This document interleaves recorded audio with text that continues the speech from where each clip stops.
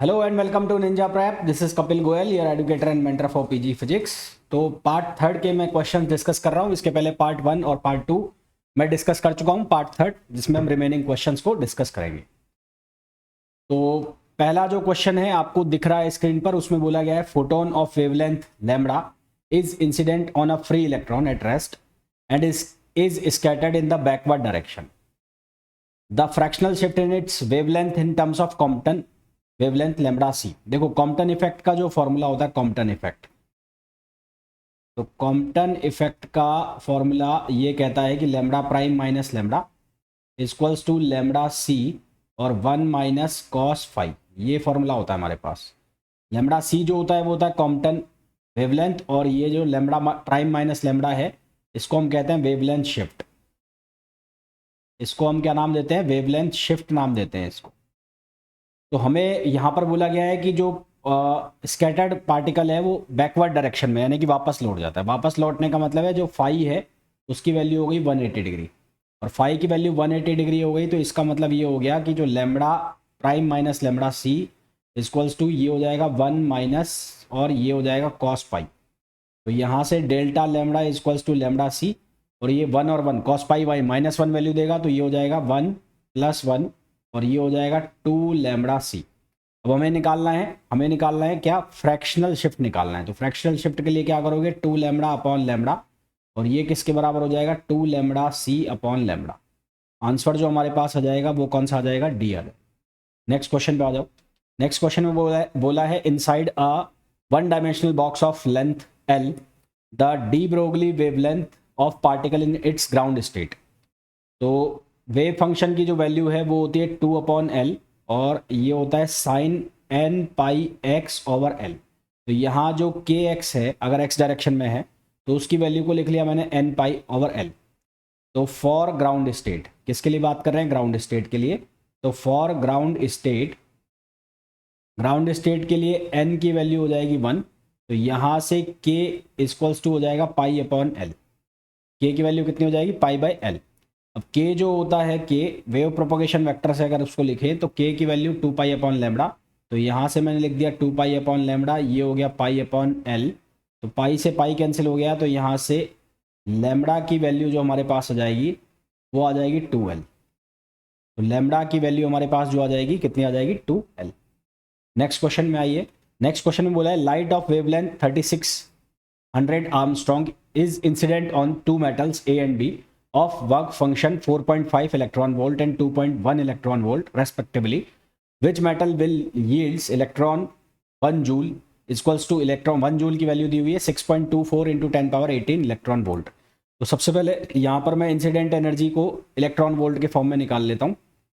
तो उसके लिए मैं एक डायरेक्ट फॉर्मूला लगा रहा हूँ 12400 अपॉन यहाँ पर लैम्बडा, और ये लैम्बडा किस में होना चाहिए? आर्मस्ट्रॉन्ग में। इससे आप डायरेक्ट वैल्यू निकाल सकते हो।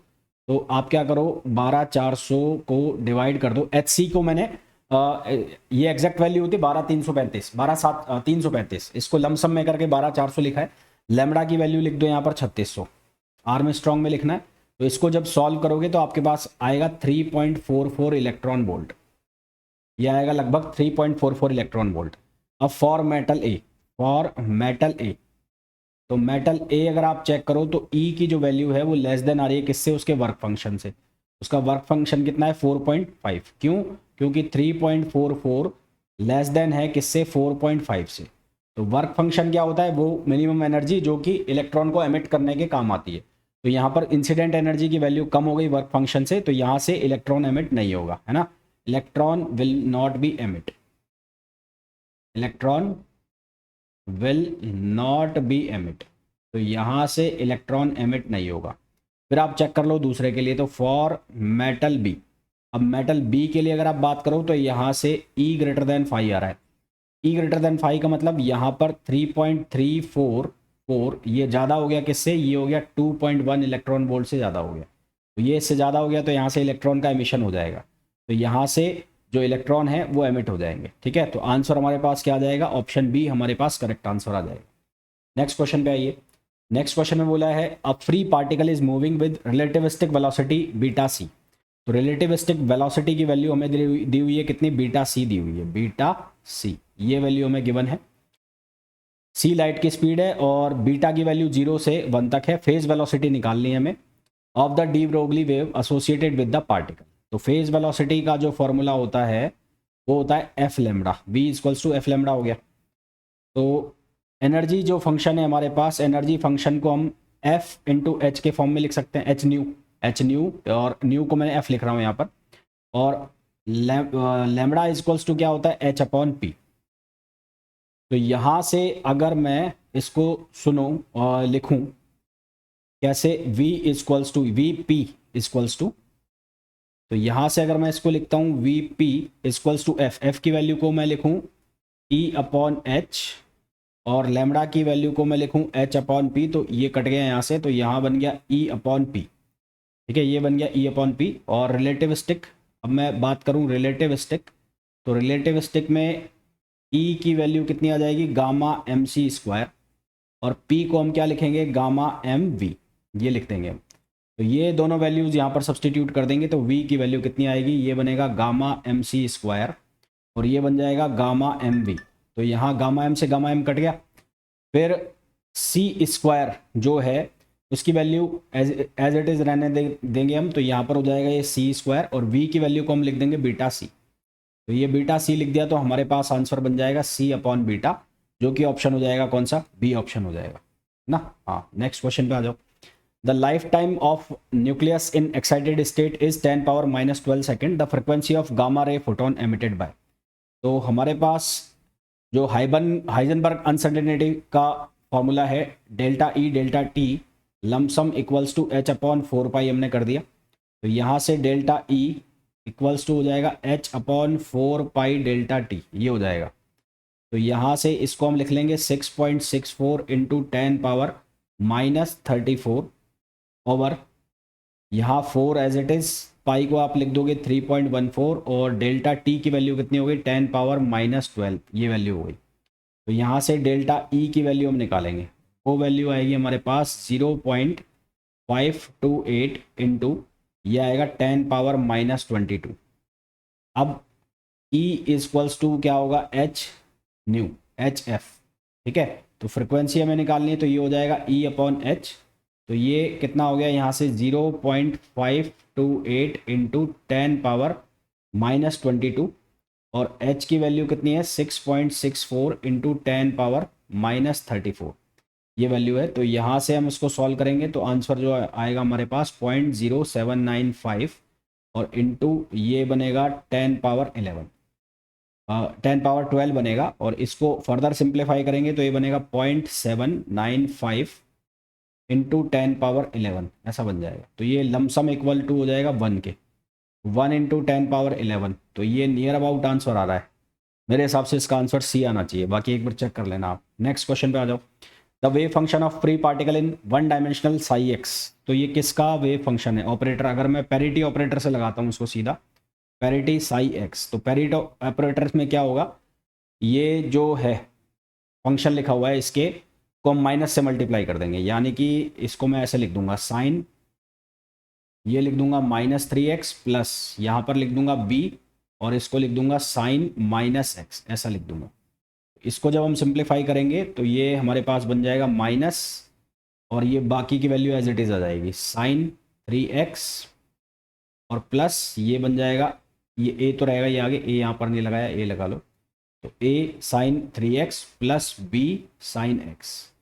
तो जो फंक्शन है वो ऐसा बन गया b psi x equals to lambda psi X. तो यहाँ पर इसकी जो आइगन वैल्यू आ गई, आइगन वैल्यू, तो वो आइगन वैल्यू किसके बराबर हो गई, वो -1 के बराबर हो गई। तो आंसर हमारे पास क्या आ जाएगा, पैरिटी ऑपरेटर। ठीक है, तो वेव फंक्शन जो फ्री पार्टिकल है वो पैरिटी, बाकी तो सब में इसके साइन चेंज हो जाएंगे। भाई मोमेंटम ऑपरेटर में करोगे तो डेल अपॉन डेल एक्स करोगे तो साइन का कॉस बन जाएगा। इसी तरह से हैमिल्टोनियन ऑपरेटर में भी जब हम d अपॉन d2x करेंगे तो यहाँ पर वैल्यू चेंज हो जाएगी और h कट से मल्टीप्लाई हो जाएगा।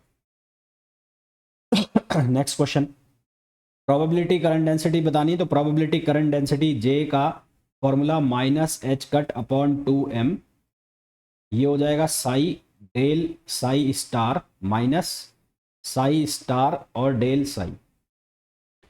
तो सबसे पहले साई स्टार बना लो, साई स्टार की वैल्यू कितनी बनेगी x², ये हो जाएगा e power minus iota kx।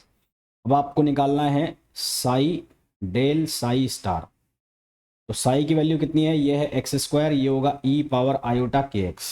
ठीक है, ये कितना लिखा होगा, ई पावर आयोटा के एक्स। अब डेल साई आपको करना है, तो एक्स स्क्वायर को एज इट इज रखो, पहले इसका कर दो, तो ये बनेगा माइनस आयोटा के और ये हो जाएगा ई पावर माइनस आयोटा के एक्स। फिर उसके बाद आप इसको एज इट इज रखो, ई पावर माइनस आयोटा के एक्स और इसको आप रखो 2x, ये वैल्यू रखो। तो यहाँ से ई पावर आयोटा एक्स खत्म हो जाएगा आपका, ई पावर आयोटा के एक्स खत्म हो जाएगा, तो यहाँ पर बनेगा ये एक्स पावर 4 और माइनस आयोटा के और ये बन जाएगा 2x क्यूब, तो प्लस 2x क्यूब। सिमिलरली आप वैल्यू बना लोगे किसकी, साई स्टार और डेल साई की। तो इसकी जब वैल्यू बनाओगे तो ये बनेगा एक्स पावर 4 आयोटा के और ये बन जाएगा प्लस 2x क्यूब। ठीक है, प्लस 2x क्यूब।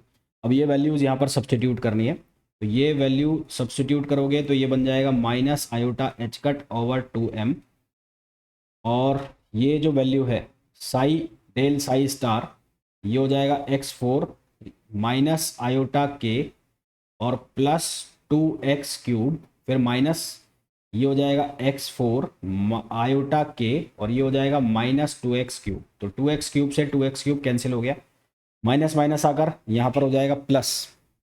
ठीक है, यहाँ पर ये माइनस हो गया, साई स्टार है ना, हाँ यहाँ पर ये माइनस आयोटा के, ये माइनस आयोटा के, तो हमारे पास जो आंसर बनेगा वो बन जाएगा एच कट के अपॉन 2m और ये ट्वाइस हो जाएगा, यहाँ से ऐड हो जाएगा तो 2 से 2 कैंसिल हो गया, तो x पावर 4 और आ जाएगा, तो x पावर 4 और आ गया। तो सही आंसर जो हमारे पास आ जाएगा वो आ जाएगा सी। नेक्स्ट क्वेश्चन पे आ जाओ। The operator D upon D X plus X D upon D X minus X is equivalent to, तो इसको मैं ऐसे लिख लेता हूँ, D upon D X plus X और D upon D X minus X और इसको मैं एफ से ऐसे लिख लेता हूँ, तो ये बनेगा D upon D X plus X और ये बन जाएगा D F upon D X और माइनस एक्स है। अब इसको हम किस फॉर्म में लिखें, अब हम इसको एक्सपेंड करते हैं, एक्सपेंड करेंगे तो ये बनेगा D two F upon D X two और यहाँ पर बनेगा ये minus D upon D X और इसको मैंने ऐसा लिख लिया एक्स एफ प्लस ये बन गया x D F upon D X और यहाँ से बन गया माइनस एक्स स्क्वायर एफ। फिर इसको हम कैसे लिखेंगे, इसको लिखेंगे D two F upon D X two, यहाँ से एक बार f का कर दो तो ये बनेगा D F upon D X और एक बार कर दो x का तो ये बन जाएगा D X upon D X और plus X D F upon D X और माइनस एक्स स्क्वायर एफ। तो यहाँ से क्या कैंसिल आउट हो रहा होगा, ये X D F upon D X ये कैंसिल आउट हो जाएगा, D X upon D X बन जाएगा 1, तो ये हमारे पास बनेगा D two F upon D X two minus इस एक्स स्क्वायर को मैं पहले लिख देता हूँ एक्स स्क्वायर एफ और माइनस एफ। तो यहाँ से एफ कॉमन ले लिया तो हमारे पास बचेगा D two upon D X two minus X square minus 1 और ये एफ आ गया बाहर। आंसर हमारे पास क्या आ जाएगा, D two upon D X two minus X square minus 1 which is option B.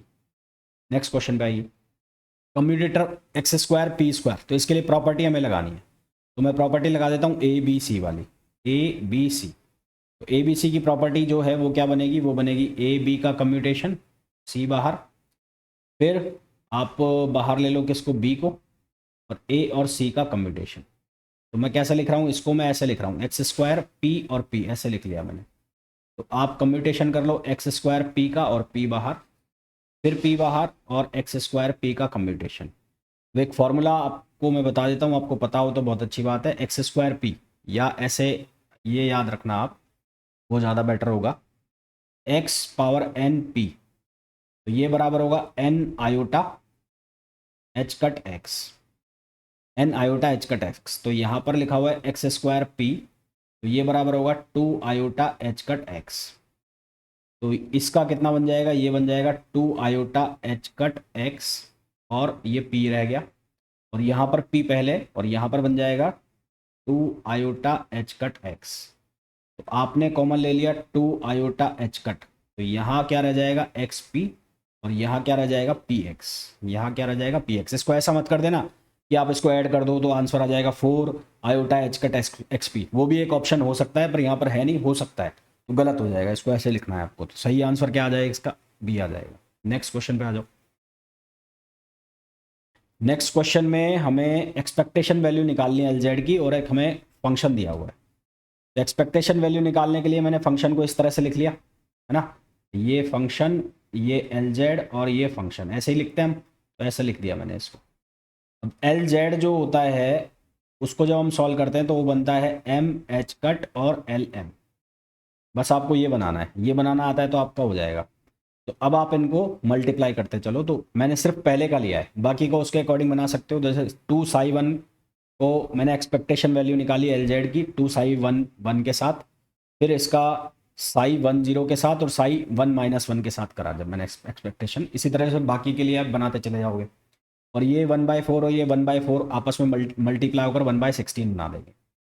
जब यहाँ देखो नॉर्मलाइजेशन के लिए क्या होना चाहिए, दोनों साइड सेम आने चाहिए। तो यहाँ साई 1 1 है तो साई 1 1 ही आना चाहिए। जब LZ को ऑपरेट कराओगे 2 साई 1 1 पर, तो ये क्या बने देगा MH कट। M का मतलब है 1 यहाँ पर, क्योंकि LM लिखा हुआ है ना, तो M की वैल्यू कितनी है 1। तो यहाँ पर जो हमारे पास फंक्शन बनेगा वो बनेगा 2H cut Sai 1 1, 2H cut Sai 1 1। इसी तरह से दूसरे वाले के लिए जब ऑपरेट कराओगे तो M की वैल्यू 0 है तो यहाँ पर 0 बन जाएगा, आगे 0 आ जाएगा। इसी तरह से 1 -1 में यहाँ पर -1 रहेगा, -1 रहेगा तो ये सिर्फ और सिर्फ नॉर्मलाइज होगा ये वाला, ये नॉर्मलाइज होगा तो यहाँ पर बाहर क्या निकलेगा 2 × 2 4 हो जाएगा और H कट, तो 4H कट यहाँ से बाहर आ जाएगा। इसी तरह से जब आप कराओगे इसका सेकंड वाले का तो ये 1 0 1 0 के साथ ही नॉर्मलाइज होगा। तो इसी तरह से आप कराओगे 1 0 का, तो 1 0 का कराओगे जब M की वैल्यू 0 हो जाएगी तो वो फंक्शन को 0 कर देगा। -1 वाला जो है वो आपको वैल्यू देगा, तो -1 वाला जो वैल्यू देगा वो ये √2 साई 1 -1 और यहाँ से -√2 देगा, तो √2 और √2 हो जाएगा 2। तो आपके पास अल्टीमेटली जो वैल्यू बचेगी फाइनल कंक्लूड करोगे जो 4H कट तो यहाँ से आएगा और 2H कट आएगा ये माइनस वाले से। तो 4H cut minus 2H cut कितना हो गया 2H कट, और 2H कट डिवाइड बाय 16, तो आंसर आ जाएगा H cut by 8।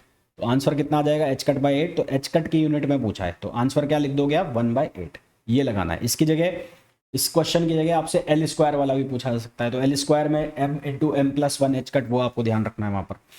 Next question, eigen value of anti Hermitian matrix जो होती है उसकी इमेजिनरी आइगन वैल्यू होती है, ठीक है। नेक्स्ट है which of the fall option given below is not a linear vector space. Linear vector space इनमें से कौन नहीं है।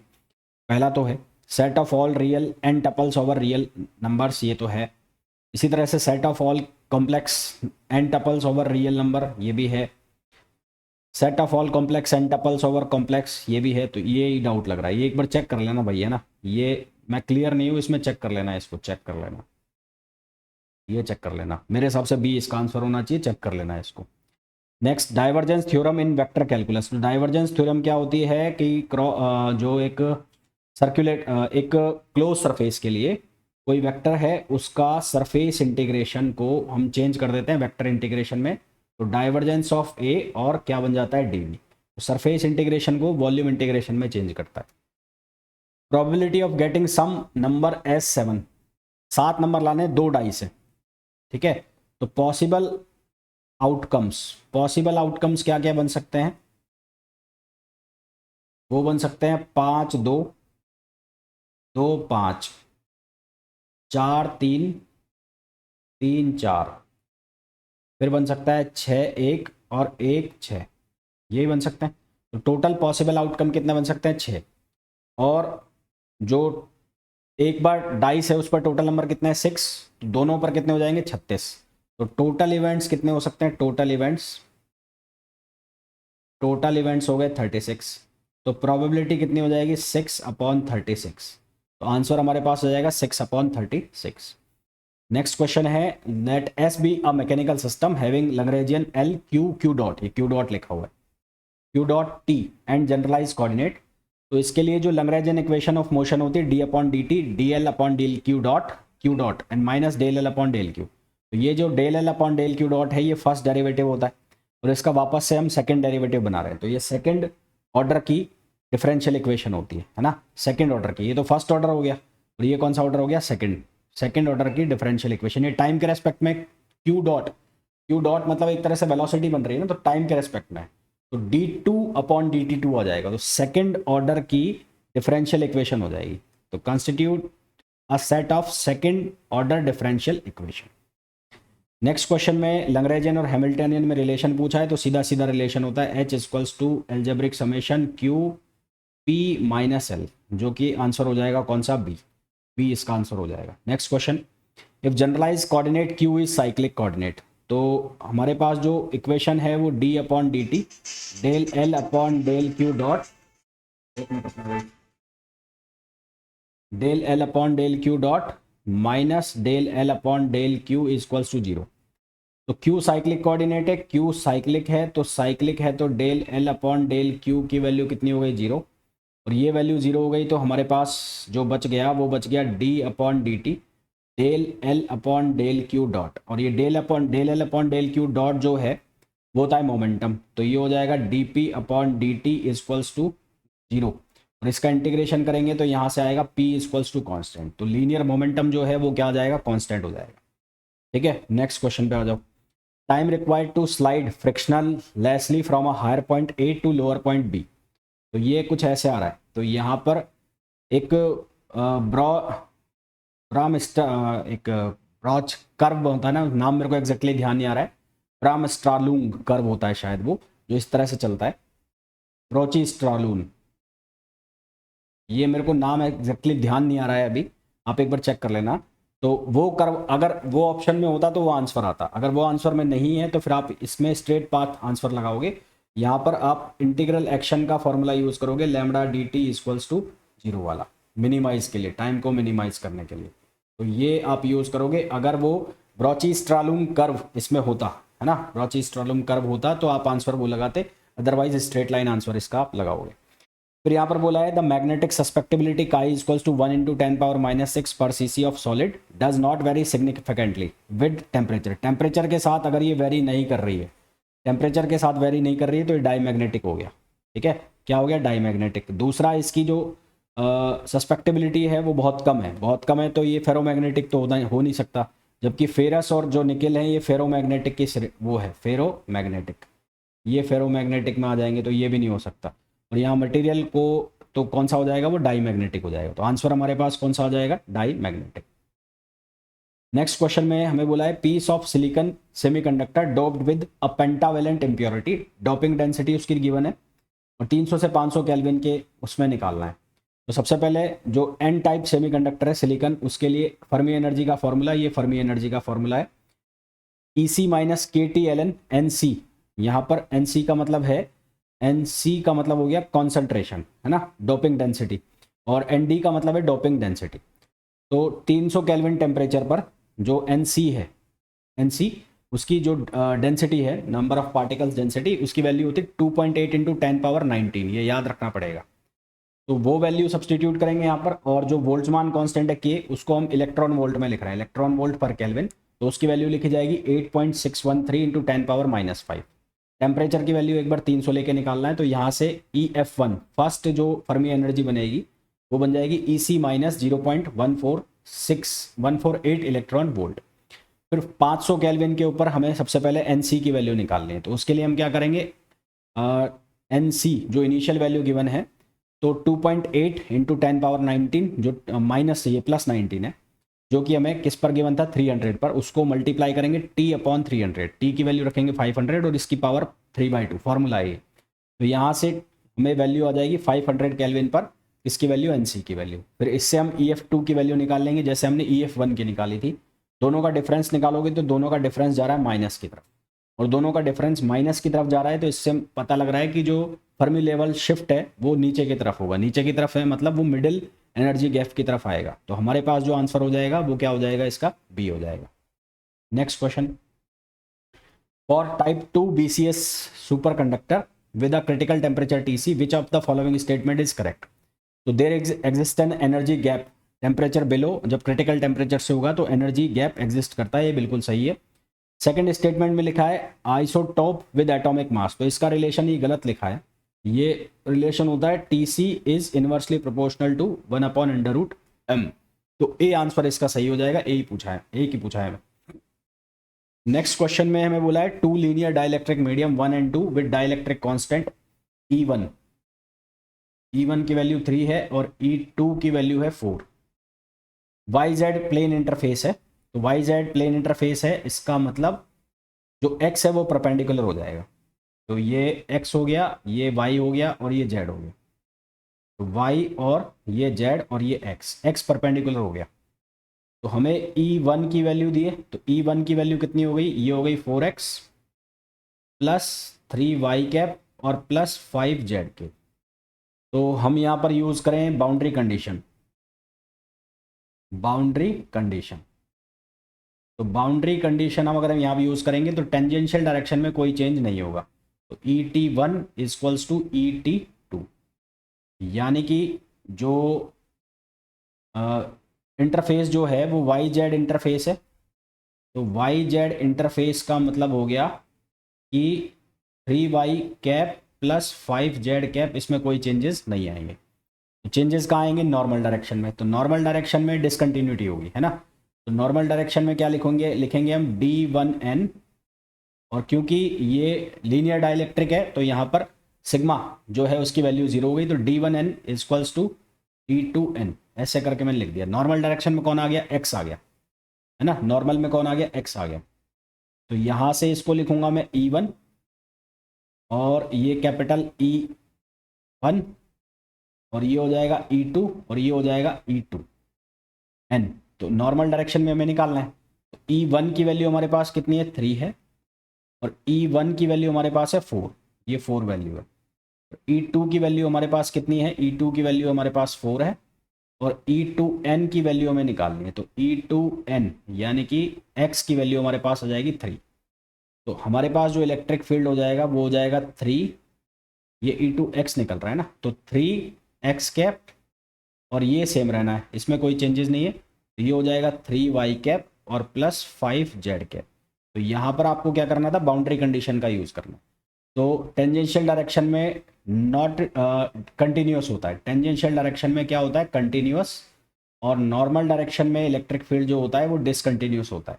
आई होप ये थ्योरेटिकल कंसेप्ट आपको पता होगा। जबकि मैग्नेटिक फील्ड जो है वो इसका उल्टा होता है, नॉर्मल डायरेक्शन में कंटिन्यूस होगा और टेंजेंशियल में क्या होता है, वो डिसकंटिन्यूस होता है। नेक्स्ट क्वेश्चन पे आ जाओ।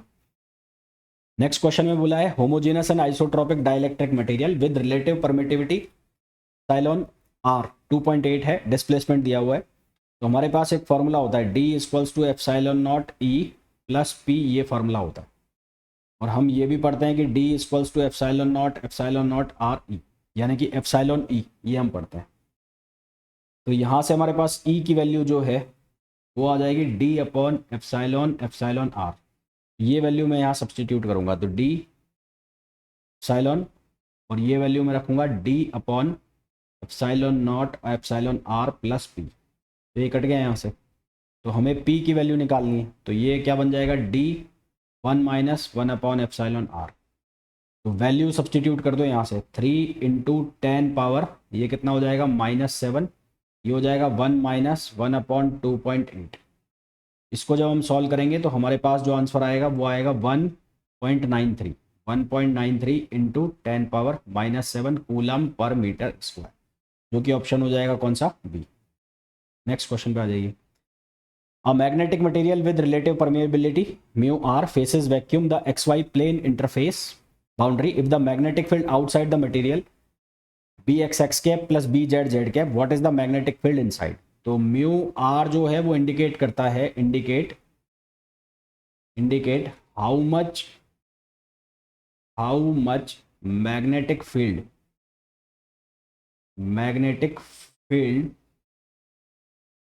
is stronger inside the material, और बी इनसाइड और आउटसाइड में रिलेशन होता है म्यू और आउटसाइड। तो बी इनसाइड जो है वो क्या आ जाएगा, म्यू, इसको मल्टीप्लाई कर दो बी आउटसाइड से, तो बी आउटसाइड की वैल्यू bx के प्लस यहाँ हो जाएगा bz के। इससे मैच कराओ, आंसर हमारे पास कौन सा आ जाएगा, बी आ जाएगा। ठीक है, आंसर जो आ जाएगा हमारे पास वो क्या आ जाएगा, बी आ जाएगा। नेक्स्ट क्वेश्चन पे आ जाओ। विच of the following Maxwell equation is not correct? तो पहली जो इक्वेशन लिखी है वो इक्वेशन होती है डेल्टा डी इक्वल्स टू रो, ये होता है गाउस लॉ ना, गाउस लॉ किसके लिए, डिस्प्लेसमेंट वेक्टर के लिए, और इसको ऐसे लिखा जाता है। तो ये पहला ऑप्शन ही गलत लिखा हुआ है। नेक्स्ट क्वेश्चन पे आ जाओ। द क्वालिटी फैक्टर, तो क्वालिटी फैक्टर जो है उसके बहुत सारे फॉर्मूले होते हैं। तो एक फॉर्मूला इसका क्वालिटी फैक्टर होता है natural frequency upon bandwidth, bandwidth, और यहाँ से ये फॉर्मूला बनता है 1/2π/LC। ये तो हो गई नेचुरल फ्रिक्वेंसी, और बैंडविड्थ जो हो जाती है वो हो जाती है 2π, 1/2π। बैंडविड्थ जो हो जाती है वो हो जाती है 1/2π, और यहाँ से हो जाता है R/L। तो इसको जब आप सिंप्लीफाई करते हैं, 2π से 2π कट गया तो ये बनता है 1/R√L/C। एक फॉर्मूला इसका ये हो जाता है। उसके अलावा एक फॉर्मूला हो जाता है इसका ω0L/R, और एक हो जाता है ω0/RC। तो हमारे पास ये फॉर्मूला आ जाएगा। तो आंसर हमारे पास कौन सा आ जाएगा, AR। तो होपफुली जितने भी क्वेश्चंस मैंने आपको कराए हैं बहुत अच्छे से समझ आ गए होंगे। फिर भी कोई डाउट है तो आप पूछ सकते हैं। मिलते हैं नेक्स्ट वीडियो में। Till then, thank you, bye bye.